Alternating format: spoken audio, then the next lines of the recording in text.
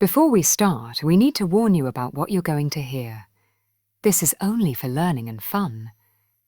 This is the real court story about Sean Diddy Combs as told by trusted news sources. What could a house cleaner who worked for him for many years tell the court that would make Sean Diddy Combs fall down in his chair?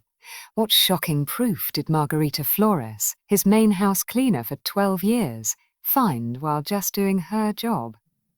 And why are the lawyers saying this story connects all the pieces together? In a crazy court scene that shocked everyone in the music world, Margarita Flores, who worked in Diddy's houses from 2010 to 2022, went to court looking scared but brave. For more than 10 years, she worked quietly in the music star's private rooms, seeing the big difference between how he acted in public and the scary truth behind closed doors. She didn't come to court as an angry worker looking for revenge. She didn't come for fame or money. Flores came as someone who didn't want to be there, but couldn't stay quiet anymore. She brought with her not just memories, but real proof that she had saved because she was smart. "I came to this country looking for a chance and respect," Flores said through someone who translated her words. Her voice was steady, even though she was clearly nervous. "I believed in working hard and being loyal, but being loyal should never mean you have to ignore what is wrong." The choice to save proof and finally tell the court wasn't easy. People close to the case say Flores first worried a lot about what might happen to her job and her status as someone from another country. But as more people accused Diddy of bad things and other victims spoke up, she called the lawyers with information about proof she had carefully written down and saved. This was proof she found while just emptying trash cans and cleaning private rooms in his many houses. If you think this information is helpful, please like this video and follow our channel for more breaking news about this ongoing case. The courtroom was full of tension as Margarita Flores promised to tell the truth. The bright lights seemed to show how nervous she was, but there was a quiet strength in how she straightened her back and raised her right hand. Diddy, sitting at the table with his lawyers, kept his usual calm look, though his legal team looked worried at each other as Flores sat down in the witness chair. Nobody expected the houseworkers to become the most important witnesses.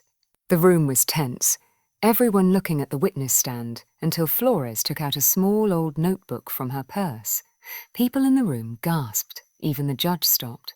No big announcement, no dramatic speech, just Flores opening to a page full of careful notes, dates, and places. A secret record kept by someone who worked in the shadows but saw everything.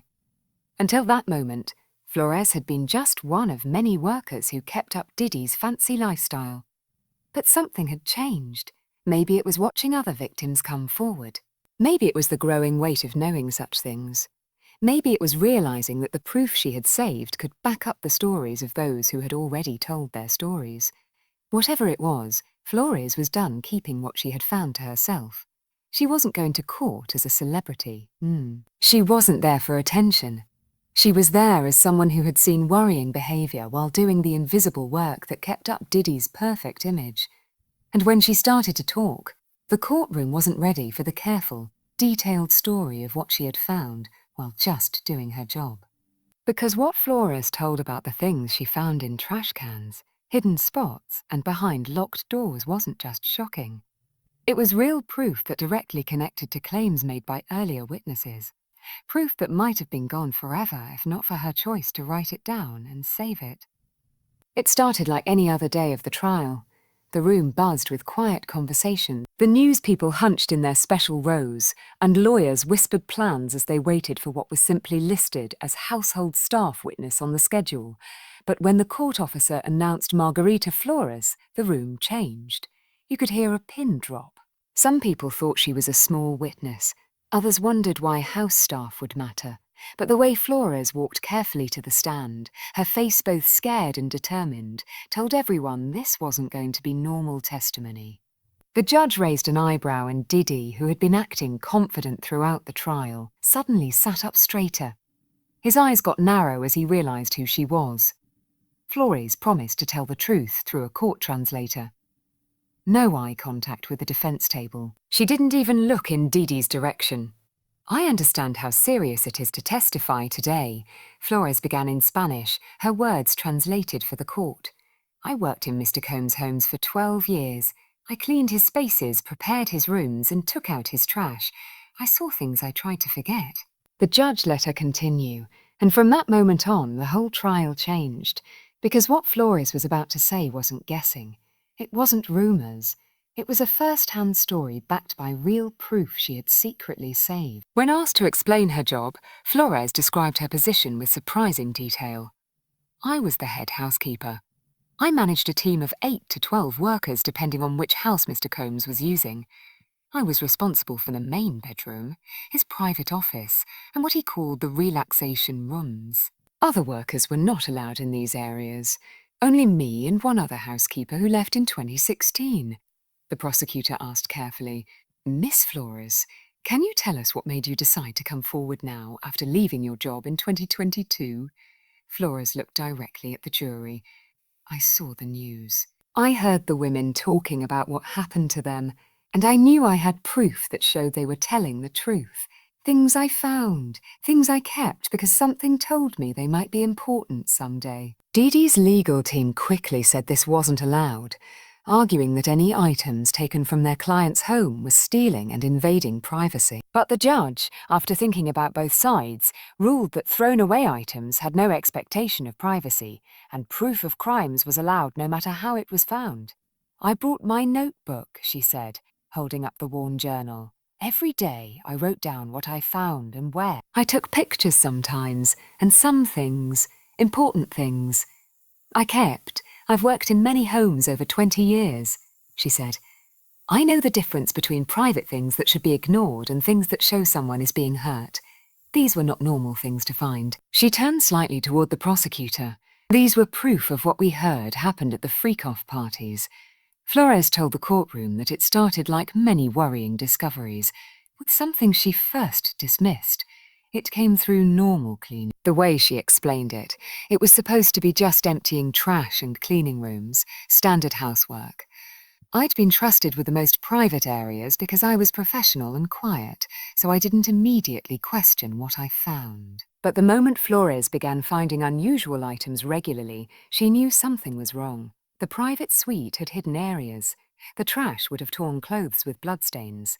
There were used needles, not in medical containers. The second I mentioned anything unusual to the house manager, I was warned about overstepping in imagination.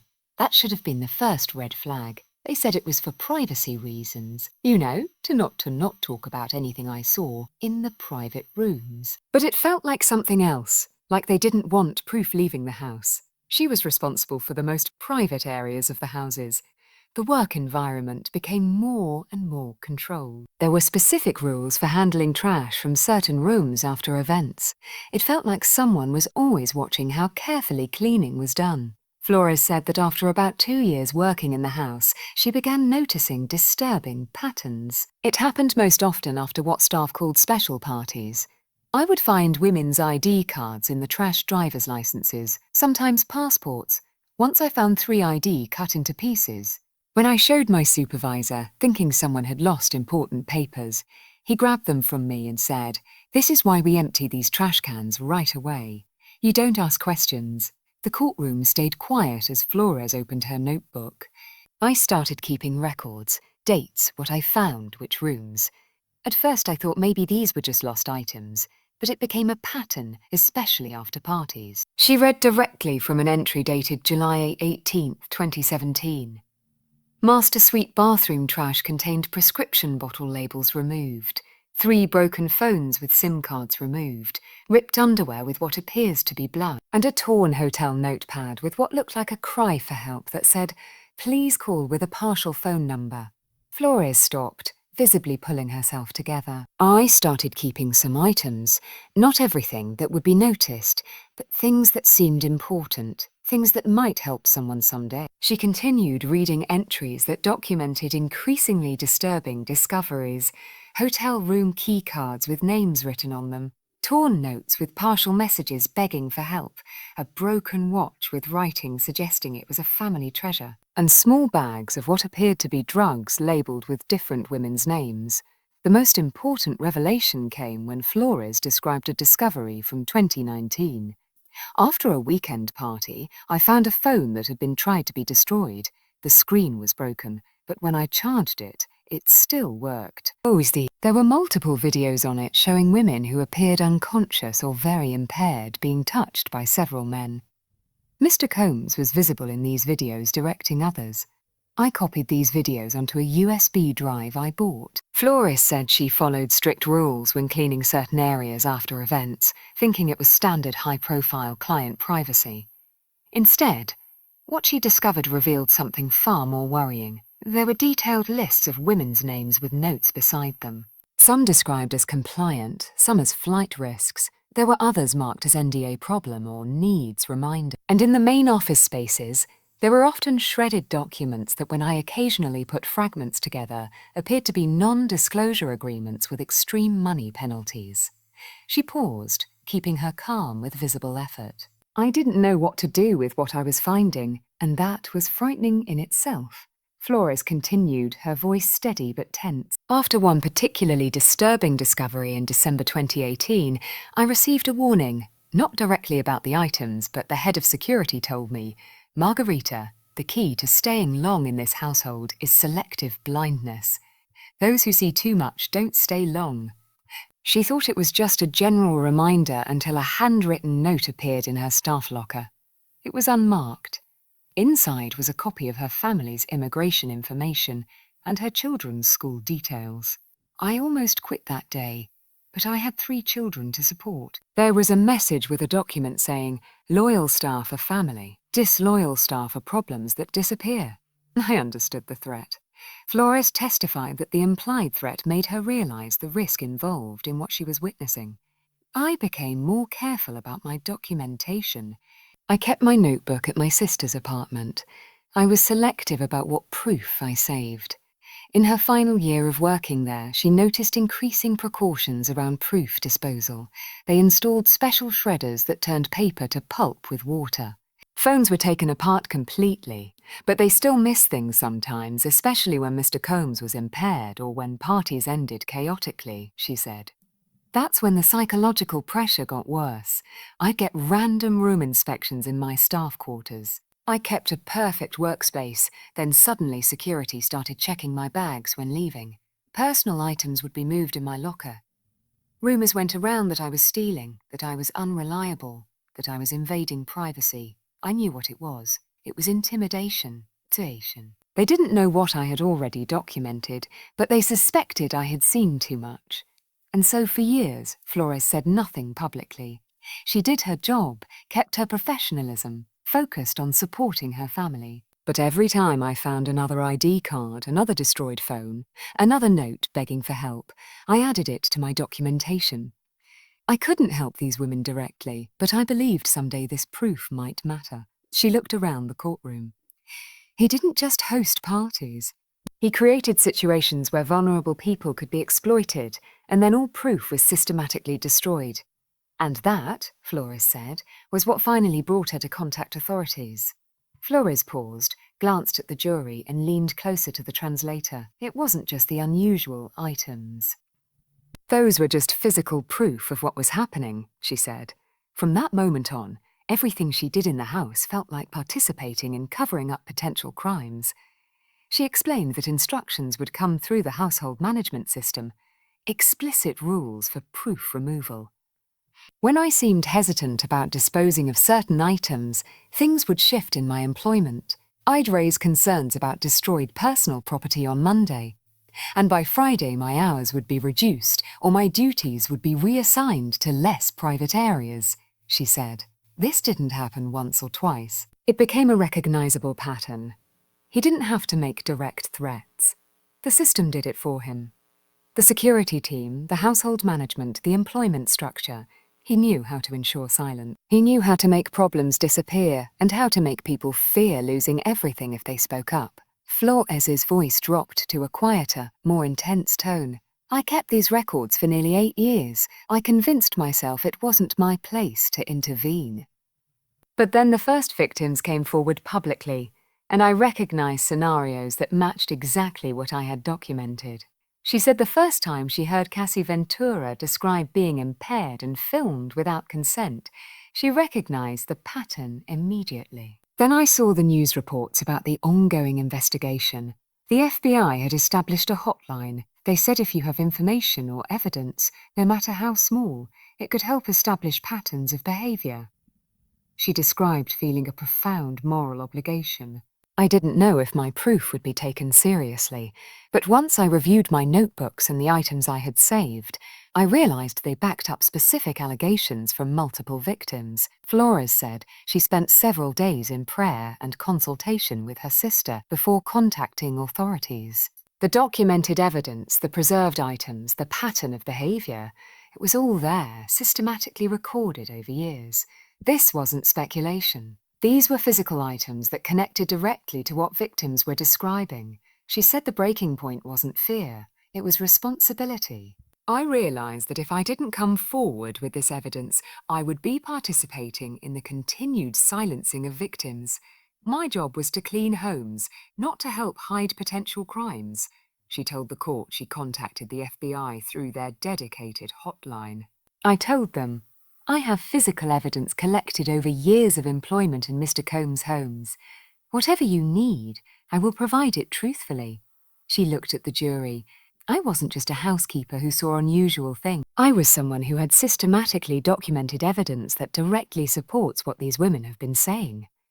Then she looked briefly toward the defense table, and the items I preserved proved that what these victims have described was real. It was at this moment that prosecutors presented the evidence that Flores had preserved, including the USB drive containing videos, torn identification documents, and handwritten notes with desperate pleas for help.